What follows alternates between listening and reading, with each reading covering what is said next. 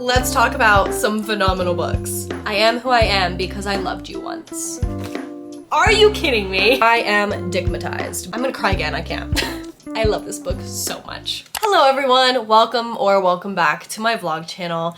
Today I am filming one of the most exciting videos that I have filmed on my channel yet. Feeling like a true booktuber because today I am going to be talking about the best books that I read in 2022. These books weren't necessarily published this year, but I just discovered them and read them at some point this year and they have become my favorites. These are all 5-star reads and I would recommend them to pretty much anyone. If you are a fellow critical hater like myself and you want to see the worst books that I read this year, you can check out that video. I'll put it up in the cards. But today is happy vibes, sunshine, rainbows, kittens, and butterflies because these books are all fabulous. I think it's only right to kick off this video by sharing with you probably my new favorite books of all time. These shot straight up to the very, very top of my list. I have influenced countless of people in my real life to read these books, and I never shut the fuck up about them because they are that good. It is a trilogy, and every book in this trilogy is 1,000,000 stars. That is the Folk of the Air trilogy by Holly Black. This is a YA fantasy series that follows our main character, Jude Duarte, who is a human, but her sister Vivi is half human, half fae. When Jude's parents are murdered, Jude and her sisters move in with Vivi's biological dad, Matic, who is a fairy in the fairy realm. So Jude is growing up as a human amongst all these fairies. And in the fairy realm, fairies look down on humans, they view them as lesser than. And so while she's studying in school, she is constantly being bullied and picked on by the fairy students, namely a cruel prince named Carden Greenbrier. It's kind of hard to explain the plot of this series because so much happens throughout these 3 books. Overall, it focuses on Jude's quest for power and respect with the best, most scrumptious enemies to lovers romance subplot. Before this series, I had never really delved too much into fantasy, and this completely changed my mind about the genre. Holly Black's writing is perfect, it is masterful. Not only are the characters and their backstories so fleshed out, but the politics and the romance, everything about this series is perfection. I would not change a thing. If you somehow have not read this series yet, please give it a shot. If you're into a bully romance, enemies to lovers, if you love political fantasies, if you love murderous women and morally gray main characters, you will love this. There is nothing that I would not do for Jude and Carden. These fictional characters, like they legitimately feel like family to me now. I love them so much. And I will read anything Holly Black writes here on out. She has cemented herself as probably my favorite author. And there's another book that is coming out in the Elfhame world following Jude's younger brother Oak, who does actually play quite a significant role in this series. That book is coming out in January, I think January 10th, and I'm actually meeting Holly Black that same week. I'm planning on actually rereading this entire trilogy and filming an entire reading vlog of it in preparation for The Stolen Heir, which is the new book that's coming out. So if you're interested in my full review and thoughts and just feelings about every little detail in this book, stay tuned for that reading vlog. I'm gonna stop now. Go read it. Next, we're gonna talk about a book that is super special to me because this was one of the first books that I read this year, and honestly, it was the book that truly got me back into reading. It was the first time since middle school that I had read a book and felt such immense joy and love and connection to the characters. And this should probably come as no shock because I talk about it a lot, but it is Normal People by Sally Rooney. I understand that this book is not for everyone. Sally Rooney's writing is quite quirky and unique. She doesn't use quotation marks, and this isn't like a typical romance story. I would honestly classify this more as just like literary fiction, but this book just did everything right for me. Everything in this book worked for me. This book follows our two main characters, Connell and Marianne. It's set in Ireland and they are both going to school together in high school. They become quite close and kind of start this on and off again romantic relationship. This book just follows them both individually and in their on and off again relationship throughout the course of high school, college, and onward. Not only did I severely relate and empathize with both Marianne and Connell at different points in this book also just gave me closure for past relationships that I never got, and it really helped me learn new things about myself from another perspective. If you go into this book expecting just a happy-go-lucky romance, that's not what you're gonna get and you're gonna be disappointed. But if you go into this anticipating basically a case study of two people who are always obsessed with each other but never seem to make it work out, then I think you'll enjoy it. The way that Sally Rooney weaves discussions about mental health, sexual health, politics, capitalism, and so many other nuanced takes throughout her characters and her stories is so inspiring to me. These characters and these stories feel so real. They feel like real people that I could call up on the phone and hang out with. I am a huge lover of realistic fiction, and this just hits the nail on the head for me. I love this book so much. Now, Normal People is very heart-wrenching and quite sad at times. On the absolute flip side of that, let's talk about my favorite happy, warm, and buttery romance that I read this year, which is People We Meet on Vacation by Emily Henry. This is one of my favorite romance reads of all time. I would recommend this to everyone because it's just such a good time. This follows our main characters, Alex and Poppy, and they have been friends for years. And every summer they would go on this trip together. And then one year something happened and they stopped being friends. In this book, you get dual timeline where you're going back in the past and watching how their friendship bloomed and all the summer trips they had taken in the past. But then you're also witnessing 3 years after they stopped speaking, Poppy invites Alex on one more summer trip to try and mend their friendship. Alex and Poppy are truly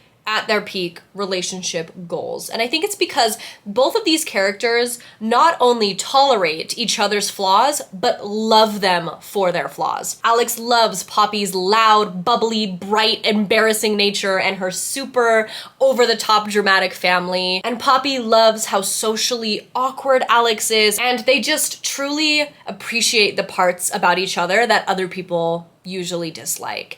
And I loved that so much. And I think what truly solidifies this as one of my favorite reads this year is the way that Emily Henry took so many tropes that I typically don't like, such as dual timeline, friends to lovers, and did them so perfectly. Like, you know a book is good when you go into it being scared you're not gonna like it, and then it ends up being fabulous. If an author can write a trope that you typically do not enjoy and make you love it, I feel like that just shows that they're a brilliant writer. I think as far as contemporary rom-com, traditionally published romances go, Emily Henry is my #1 gal. And as you might be able to tell from all the tabs, this was just pure enjoyment for me. Staying on the romance theme, I think we should transition to something a little bit darker. This is definitely my favorite dark romance read of the year, and probably my most guilty pleasure read of the year, and that is Punk 57 by Penelope Douglas. This book follows Misha and Ryan, who were paired up together as pen pals when they were very young and became super good friends through writing letters back and forth to each other. Then one day, Misha transfers to Ryan's school and sees that Ryan is actually nothing like she portrayed herself to be in her letters. She's a cheerleader, she hangs out with the popular crowd, and her friends are these bully, douchebag, jock assholes. And so Misha decides to give Ryan a taste of her own medicine, and he kind of starts like bullying her and picking on her. This is definitely a bully romance. It is friends to enemies to lovers, which is one of my favorite tropes. Is the plot perfect? No. Are there some things in this that I didn't necessarily love? Yes, but this book has some of the best smut that I read this entire year. I'm not gonna lie. All the flaws that this book contains do not matter to me because I am dickmatized by Misha Lair. Okay? And I'm not afraid to admit it. I understand why some people don't like this book, but this is definitely my guilty pleasure 5-star read, and I'm not gonna apologize for it. The library scene,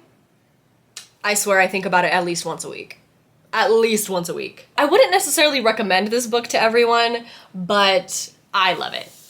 And that's all that matters. Next, I'm gonna talk about a book that I actually would recommend to every single person. I think this book should be required reading for everyone. Like, everyone should be required to read this book before they die, especially men. And that book is Know My Name by Chanel Miller. This is a memoir about Chanel's experience being sexually assaulted by Brock Turner on Stanford's campus and the 4-year trial that followed afterwards. As a sexual assault survivor, this book touched me in ways that I can't even explain. The writing was gorgeous and poignant and heartbreaking. If you can't tell, this is probably my most tabbed book that I own because every other page had a line or a paragraph or a quote or a thought that just made me audibly gasp because it was just so profound and beautiful. While this is one of my favorite books I have ever read, it was also one of the most difficult books to get through. The amount of times I cried, I dry heaved, I was angry, I was happy. Like, the emotional roller coaster that this book took me on was intense. And before this, I really didn't have much interest in a lot of nonfiction stories, but this really opened up a new door for me, and I'm just so grateful for this book. If you take one recommendation from this video, I would make it this one. There are so many amazing lines and quotes in this book that I wish I could share with you, but if I shared all my favorites, this would last 7 hours, but I'm just going to read one of them. This passage specifically is discussing the garden that Stanford had put up in the place where Chanel was sexually assaulted. I encourage you to sit in that garden, but when you do, close your eyes and I'll tell you about the real garden, the sacred place. 90 feet away from where you sit, there is a spot where Brock's knees hit the dirt, where the Swedes tackled him to the ground, yelling, "What the fuck are you doing? Do you think this is okay?" Put their words on a plaque. Mark that spot. Because in my mind, I've erected a monument. The place to be remembered is not where I was assaulted, but where he fell, where I was saved, where 2 men declared, "Stop. No more, not here, not now, not ever." I'm gonna cry again, I can't. Basically, this book is just fucking brilliant and amazing, and I will read Chanel Miller's grocery lists. I really hope that she writes more stuff. The next book I'm gonna talk about is also one that made me sob like a little baby, but this is a fiction book. This is actually a literary fiction romance called One True Loves by Taylor Jenkins Reid. This is another book that I went into expecting to not really enjoy because earlier this year I had read Seven Husbands of Evelyn Hugo, which is one of Taylor Jenkins Reid's probably most popular books, and I really did not enjoy it. But I wanted to give the author another chance, and this plot was just so intriguing to me. This book follows Emma, who in high school meets a boy named Jesse, and they become high school sweethearts, they get married, they fall in love, happily ever after, right? Wrong, because Jesse gets in a helicopter crash and goes missing. After a few years, they never find his body, but they proclaim him dead, and so Emma has to deal with the grief and loss of her husband. During this time, she actually rekindles with an old high school friend named Sam. They fall in love and get engaged. Happily ever after, right? Wrong again. Because one day, randomly, Jesse calls Emma and is like, "Hey, turns out I'm actually alive and I'm coming home." So this book mostly focuses on Emma's journey with that grief and also this new decision that she has of, should I stay with my current fiance that I fell in love with, or should I go back to my husband that I haven't seen in 3 years? I don't think there is a single page in this book that didn't have an impact on me in some way. The way that Taylor Jenkins Reid writes about love and grief and how it affects even the most mundane of moments is so beautiful in this book. I love how every character in this book, Jesse, Sam, Emma, they're all gray in the sense of they don't always make the best decisions and the situation is often messy and complicated, but I feel like when you're dealing with something like grief, that's oftentimes how it is in real life. One of my favorite lines from this entire book comes right at the end, and it is, "I am who I am because I loved you once." Are you kidding me? I need to go and annotate this book, honestly, because there are just so many beautiful quotes. Another book that I just hold dear to my heart. Okay, we have one more book to talk about in today's video, and this one I'm a little bit hesitant to put in my favorites video. I feel like it's gonna be kind of shocking, but this was a book that I read for a video, I didn't have many high expectations of, and initially it was good, but it wasn't like my favorite. But then as I sat with it over months and months and months, I kept thinking about it. And I feel like when a book has such an impact on you that you think about it on like a weekly basis, it has to be in your favorites, right? That book is Verity by Colleen Hoover. If you are familiar with me and my content, Colleen Hoover is not one of my favorite authors. She's definitely very hit or miss for me. This was Colleen Hoover's first thriller romance, and I would even hesitate to call this a romance. But if you go into this just expecting a thriller, I think you'd really enjoy it. I really enjoyed it. The writing is fast-paced, the plot is wild, the characters are all absolutely terrible people, and it just swirls in this brilliant combination that makes this book so irresistible. I finished this in less than a day. I could not put it down. I stayed up until like 3 a.m. trying to get to the end. Verity, I think, is one of the most interesting main characters I've read about all year. I love reading about unlikable characters and villains, and this book is chock full of them. There were scenes in this book that genuinely terrified me, and again, I just constantly think back to this book and the ending and the questions that it left me with. I hate to say it, but I just think it's brilliant. I feel like you have to applaud an author when they dramatically switch genres and try something completely new and end up excelling at it, because a lot of the times I feel like when an author switches from doing mostly romance to doing, for example, a fantasy book, it doesn't always go well. But honestly, I wish Colleen Hoover would just fully switch and become a thriller writer full-time, because if Colleen Hoover writes thrillers, I will read them. I usually don't have that same luck with her romances, but this was just crazy. And as someone that really struggles to suspend my disbelief, I had no problem doing it in this book because it was just so fun. I don't know if fun is the right word. It's just a wild ride. For the fun of it, I'll read you the first sentence and maybe that'll convince you. I hear the crack of his skull before the splattering of blood reaches me.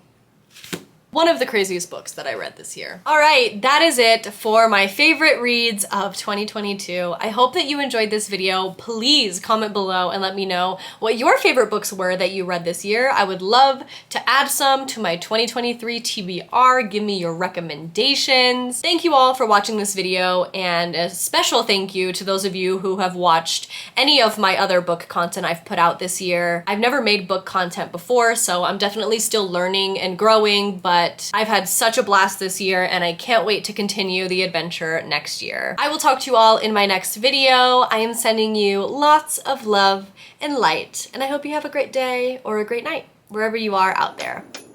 See ya.